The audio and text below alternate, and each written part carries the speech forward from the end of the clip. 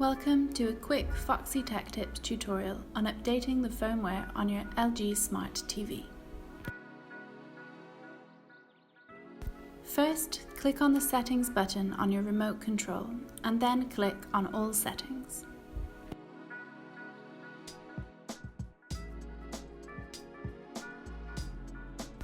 Now click General. Scroll down until you see About this TV.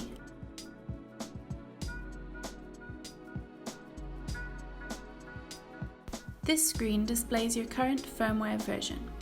Click on the Check for Updates button. If there is an update available for your TV, you will be able to download it here. You can also turn on the setting here to enable automatic updates. And that draws an end to this tutorial. Please like the video if it helped you and subscribe to Foxy Tech Tips for more LG TV tutorials.